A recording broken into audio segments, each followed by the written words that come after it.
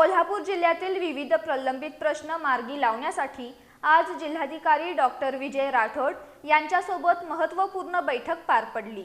यामध्ये छत्रपती संभाजी महाराज विभागीय क्रीडा संकुलासाठी जागा उपलब्ध करून देण्यासह पूरग्रस्त पुनर्वसन आणि स्वतंत्र सज्जा मंजुरीसारख्या विषयांवर चर्चा करण्यात आली।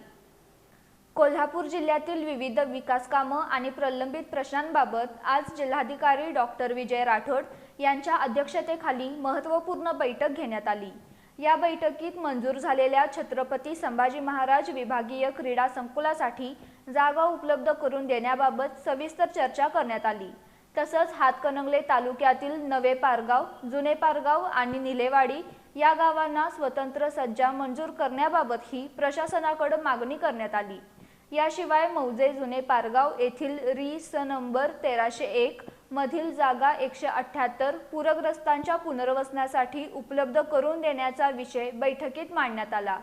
तसंच दत्तोपंत ठेंगडी केंद्रीय श्रमिक एवं शिक्षा एज्युकेशन बोर्ड भारत सरकार यांच्या कार्यालयासाठी जागा उपलब्ध करून देण्याबाबत ही चर्चा करण्यात आली। या बैठकीला निवासी उपजिल्हाधिकारी गजानन गुरव, तहसीलदार सुशील वेलेकर, हातकणंगलेचे भूमी अभिलेख उपअधीक्षक जयदीप शितोळे, जिल्हा परिषद सदस्य शुभांगी कुंभार, पंचायत समिती सदस्य भारत पाटील, सुरेश केसरकर, वैभव कांबळे तसंच माजी सरपंच मोहन खोजगे आदी उपस्थित होते।